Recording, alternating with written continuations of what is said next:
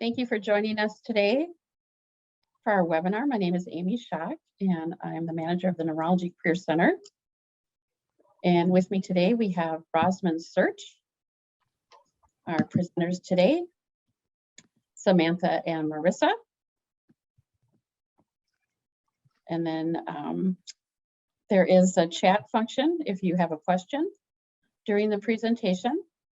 And we will take questions at the end for a Q&A with Samantha and Marissa. So I'll turn this over to them and they can get started today.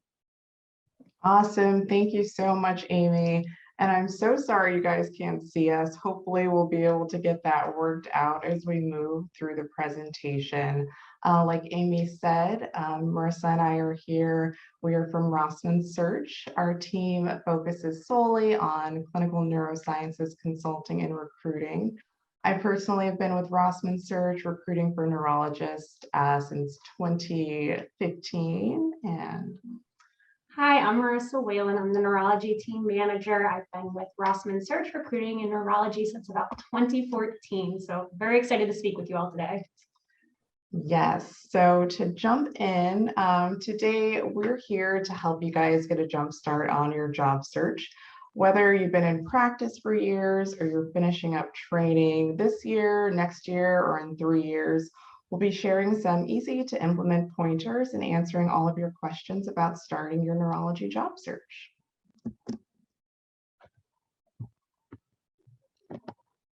All right, and then just a quick disclaimer from AAN. The following content was not developed by the AAN. If you need any legal advice or anything like that, certainly contact a licensed attorney in your area. All right, before you do anything else at the outset of your search, you want to take a moment to think about the factors that will affect your timeline. If you're in training, we suggest giving yourself between 12 and 24 months. So I'm going to go through a few examples of different timelines for you. Let's say you are a 4th-year neurology resident and you're planning to complete a clinical neurophys fellowship in 2022. You're single, and the most important thing to you is to join a community program within an hour to a big city. Clinically speaking, you'd like to be an outpatient neurologist who also takes part in the inpatient call rotation. You're from the South, your family still lives there, so that area appeals to you, but you're open to seeing other areas of the country as well. For this type of candidate, we'd suggest a search timeline of around 12 to 16 months. Reasons being, number one, neurologists are in high demand, and a generalist who's open to an inpatient outpatient split position is very, very appealing to employers. And secondarily, your geographic area of preference is broad, so you'll surely have your pick of many programs that can accommodate your interest. Now, let's say you're the same candidate from the first example, but you have a partner who works at the local university and you have young children in school. You guys want to remain in the area since you're already established. So you might be open to looking at programs up to an hour from where you live. In an instance like this, we'd recommend having started familiarizing yourself with all the programs within your geographic area of preference up to 2 years ahead of your program completion date. In my experience, and I think our other recruiters' experience, candidates like this one most often find their ideal position by leveraging different connections they've made during training.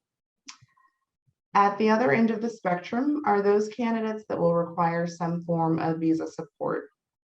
They actually comprise about 40+% of the neurologists on the market today. So following the same 2 examples we just discussed, but imagining that the candidate will require H-1B visa support, the timeframes are relatively the same, about 12 to 16 months for candidates with non-restrictive criteria, and up to 2 years depending on how just restrictive your criteria might be. The longer job search timelines will come into play for the candidates requiring J-1 visa support.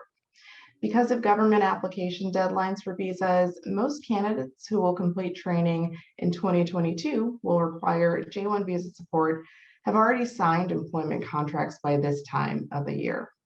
Some states do have rolling application deadlines, and some areas of the country qualify for many J-1 visa waivers, But overall, if you'll require a waiver for a J-1 visa, you need to plan to have accepted an employment offer by the end of August of the year before you finish training. So this means you should probably start exploring opportunities about 2 years ahead of time.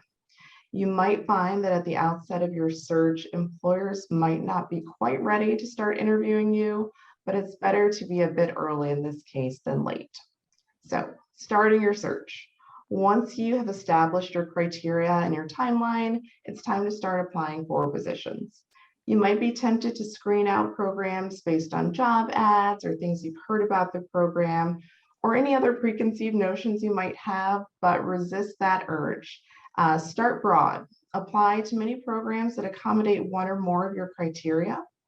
We like to refer to this part of your job search as a fact-finding mission of sorts. It's meant to get you acclimated to the neurology job market and to weigh your criteria against what's actually available in real time. Have a good 10 or so conversations with different practices, and once you have a better idea on what the market can offer, you can start to narrow down your options from there. So similar to theirs coming out of training, different parameters are going to determine different timelines, even if you're already in practice. If you're looking to relocate to a specific area, you'll want to give yourself a longer time frame. But more importantly, when you're determining your job search timeline as an in-practice neurologist, you're going to want to take notice at your notice in your current employer's contract. Most commonly, we see about 90 days. But there have been the rare cases where we see that somebody has to give 6 months notice or even as low as 2 weeks. So of course you'll want to secure a new position before handing in your resignation, but you'll want to take it into consideration when you're determining a potential start date and the moving timeline. Another thing to think about when you're in practice and considering a move are your references. Most hospitals and practices are going to be very excited at the thought of hiring somebody with experience and will want to move through the process quickly and seamlessly. They'll still need to check your references prior to extending a contract or an offer, or they'll extend it, making it contingent on positive references. Before you really start your job search, you're going to want to line up about 3 people who will vouch for your clinical and interpersonal skills. Ideally, your references are going to be other neurologists who can maintain your confidentiality, especially if your current employer does not know you're looking to make a move. All right, different factors to consider. We're going to take a deeper dive into pieces of your search that might take a little bit longer than you anticipated. Since COVID, video meetings on platforms like Zoom and WebEx have exploded in popularity. Obviously, here we are today. Programs are utilizing these video meetings in place of initial introductory phone calls and sometimes as a second step between initial calls and actual site visits. At the height of COVID, some employers even gave the option for video interviews in lieu of actual on-site visits. While it was rare, there were candidates who did sign contracts purely based on video meetings. While COVID-related travel restrictions have lifted and continue to lift, video interviewing is probably still here to stay. If you're not familiar with the platforms, take a bit of time to get comfortable using them. And remember that video interviews are always as formal as in-person meetings. It's also a good idea to set aside some time for troubleshooting. Obviously, some things can arise while you're getting ready to do these meetings. Next, you want to keep in mind that depending on available coverage and how busy your program or placement employment is, it might take a while to get approval for time off for site visits. Next, thinking about how long it'll take for licensing and credentials. Just to give you an example, in California right now, you would need to be prepared for the licensing process to take up to 6 months. So familiarizing yourself with the time frame for licensing and credentialing for your specific case will go a long way. And lastly, how much time do you and potentially your family need to relocate? Is your spouse concurrently exploring jobs? Do you need to visit different potential schools for your children? Give yourself a little time to comfortably allow for these factors. So when you start your job search, you want to think about your priorities and what's going to be important to you. Everyone's priorities are different and they carry different weights. Most commonly, though, I will say we hear about people prioritizing geography. Most times we hear things like they want to be in a big city, or they might prefer rural settings. A lot of people want to be near an international airport, or some need to be in a specific city like DC or Chicago for a partner's work. Especially over this last year as well, we hear a lot of people prioritizing being near aging parents, or now's the time that they finally want to take that jump and move to a dream location. The next kind of most common priority we hear about is the practice type. You kind of have your three main types of programs, the academic centers, your community practices, and private practices. So you want to think, are research and teaching going to be important to you? Then you're going to want to consider more academic settings. Or are you looking for a busy clinical practice?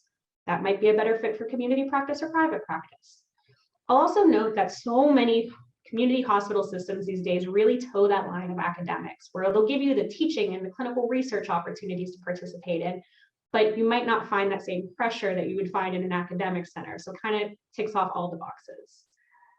The next most common type of kind of priority we hear about is the schedule itself. You'll want to think about, do you see yourself working as a neurohospitalist, or do you prefer primarily outpatient work? Or maybe you'd like to keep a mix of the two. Another thing to think about with scheduling is call, and what does that look like? Are you going to be taking 1 in 3 call? Are you going to be taking hospital call versus patient call? So it's important to think about that and how it fits into your lifestyle. We also hear a lot about subspecialty interests, which makes sense. After a year or two of fellowship training, it's fair if you want to focus on that. But are you looking for 80 to 100% of your subspecialty, or something more like 30 to 40 or 30 to 50? You'll want to think about then what type of equipment and support you'll require for any of your subspecialty interests, and if that's available at positions you're looking at. And lastly, kind of everyone's favorite priority when thinking about jobs is, of course, compensation. Usually to those coming out of residency and fellowship, this is all new language, all new concept, and pretty much anything is better than what you're making in training. But for those who are practicing currently, you typically know what you're billing and earning. If you're a high producer, you'll want to think about what type of compensation model are you looking for. Would you settle for something that's a set quality bonus, or are you going to be more driven to take a productivity type of compensation model? So it's something to think about. And then lastly, for those who are in practice, you really need to think about what's causing your pain point. What's making you look for a new position? Hopefully, after a few years in practice, you have the experience to know what does and doesn't work for you professionally, and hopefully you can keep an eye out for any flags and new potential positions. All right, preparing your CV. Your CV is the first introduction of you and your candidacy to a program, so it's important to make a good impression. These might seem like no-brainers, but here are a few quick must-haves to include on your CV. Your contact information, obviously, including a personal email address, whether you're in training or already employed, as well as your cell phone number.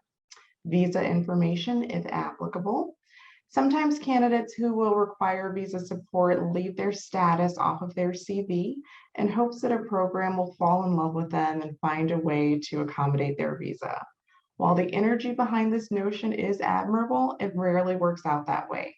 Be upfront about your needs. Standard format is for education and training to be in reverse chronological order. Don't forget to add the months in as well. Make a section for board certification and licensure, as well as your awards, research, and poster presentations. And lastly, if you like, a professional photo in the top corner. Goes a long way to, help employers put a name and a face with your CV.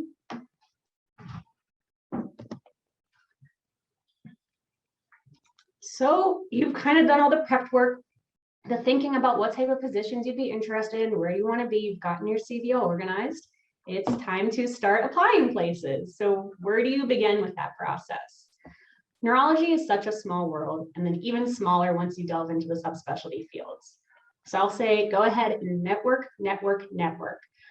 If you're in practice, maybe let a trusted friend or know that you're on the market. They might know of an opening that would suit you well. Current and former program directors are also great people to network with. Part of their responsibilities as a program director is to help their trainees go out into the world as practicing physicians.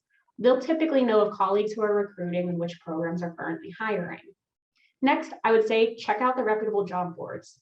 The internet is a big place, and there are some just not well organized, not totally reputable job boards out there. I promise they didn't ask us to say this for the next part. This is just truly based on my experience, but I will always recommend people start at the AAN Career Center. It's usually one of the most kind of well-rounded and truthful, if I have to say, job boards out there. Another place to check out would be some of the job boards for those smaller subspecialty societies as well. Otherwise, I would recommend working backwards. If you're looking in a specific geographic area, find the programs and practices within that radius that you're looking. Or if you know there's something you're looking for, or there's programs you'd like to work for based on their reputation, build that list. Either way, you check out their websites. You might recognize somebody who trained at the same program as you, or you might know someone who went through a mutual friend. If there's no obvious connections though, you can always just apply directly online if they have openings posted, or you can put yourself out there and contact their leadership directly. So those first few applications will officially kick off your job search. The next steps would then be setting up your interviews, whether over phone or video. Of course, if you have any questions kind of throughout any stage of your job search, Samantha and I are here and happy to help answer any general questions you might have about the process. So Amy, if you're ready, I think we might be ready to open it up for any Q&A. Yeah. I think Good. Thank you, Samantha. Thank you, Marissa. Great job. A lot of valuable information for people. So looks like we have a number of people that are on the call today. Do we have any questions? You can use the chat box at the bottom of the screen, and Samantha and Marissa are available to answer any questions.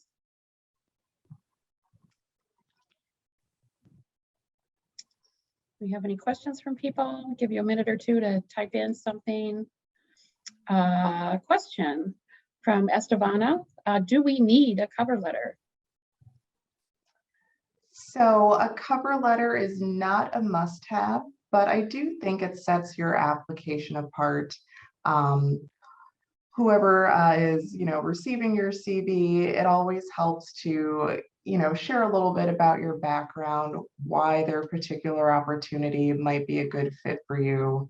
So yeah, I think it does kind of send your application and CV to the top of the pile. Would you say the same thing, Marissa? Yeah, if you don't want to do a whole cover letter as well, you can also do kind of what's called a statement of interest at the very top of your CV. And it's just a quick 2 sentences about kind of where you've been and what you're looking for. My only caveat, if you're ever going to do a statement of interest or a cover letter, double check it before you send it anywhere. Make sure you have it addressed to the correct person. And say if you're applying for a community practice position, don't highlight how much research experience and how much you're looking for research and teaching, kind of tailor it to the position itself. So vice versa, if you're looking into academics, then you definitely want to touch on your research and teaching experience. So just wherever you send it, if you're going to be doing cover letters or statements of interest, just make sure you proofread it, double check it, and tailor it to the position.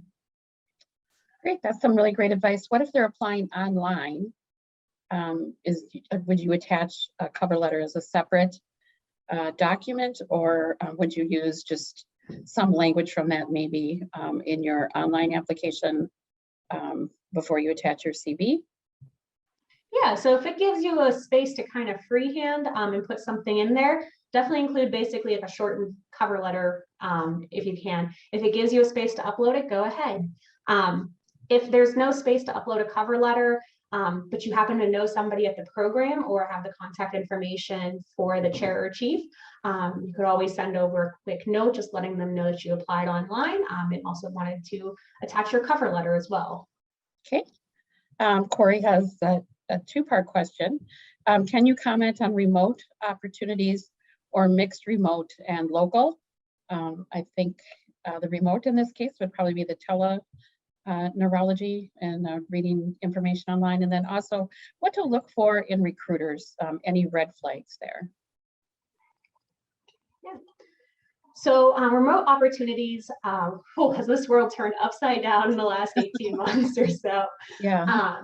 There's definitely been an increased demand for neurologists who are looking for remote opportunities. There's definitely the firms out there that specialize in telehealth, telestroke. You can just kind of Google teleneurology, and usually the big firms will pop up first, and you can see if they have any opportunities. A lot of hospitals themselves are starting to implement telehealth programs as well, and offer opportunities to participate in that. Some offer it kind of as like an additional a la carte item to the job itself. Some people integrate just teleclinic into their regular clinic schedule.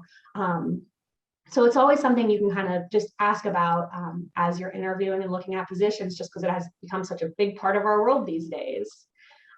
In terms of what to look for in recruiters, I will let Samantha touch base on that.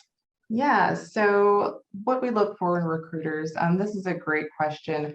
Our founder, Judy Rosman, actually started RosmanSearch because her husband, Dr. Mike Vogelbaum, is a neurosurgeon, and he would so often get, unsolicited cold calls from recruiters that were trying to help him find a job, but they had no idea what he was looking for, what type of position based on his background and his training would be a good fit for him.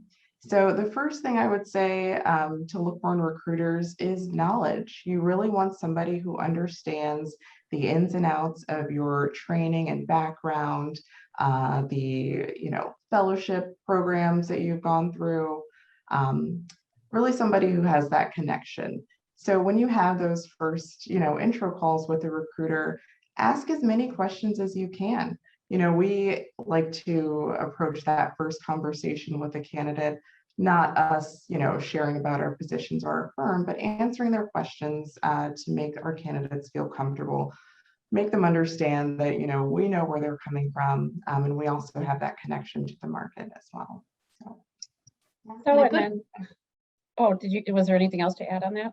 Yeah, I was just going to add in, when you're talking to recruiters, it never hurts to ask how they're compensated. There's a couple different models in how recruiters will be compensated and how they're hired to represent positions. For example, how we're compensated is we're paid entirely by the practice out of their recruitment budget. You'll want to find out if the recruiter's bonus is tied to your compensation. There are some like that, which again, not every recruiter is compensated like that, has malicious intent, but their motivations might not line up with yours. And I also wanted to add, I do think sometimes recruiters get a bad rap due to not respecting the confidentiality of their candidates, especially those who are in practice. Sometimes a candidate's CV will end up at a program that they did not directly apply for. So, making sure when you're speaking to a recruiter that they understand that you need your confidentiality, that's important to them, and that your CV is not going to be sent out willy-nilly to any different program. So another new question. Sometimes departments are moving targets in terms of leadership. Any suggestions for projecting stability of department from date of interview to 1 to 2 years into job? So maybe some red flags to look for there if you're interviewing.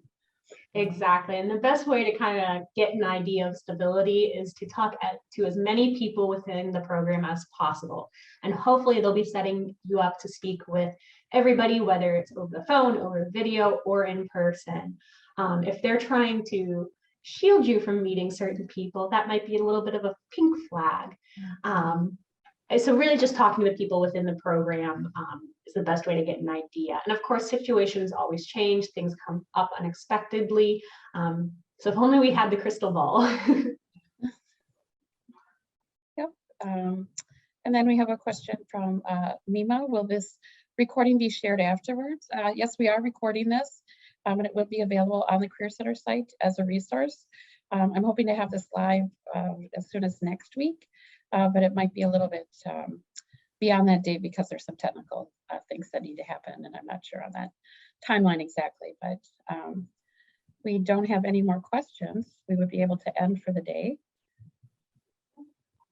Anything, any new questions out there? Doesn't look like it. So thank you everyone for your time today. Thank you for joining us, for learning about the job search. Rosman has generously donated a set of noise canceling headphones. So we'll be doing a drawing after that and notifying the winner from the participants in today's webinar. Thank you.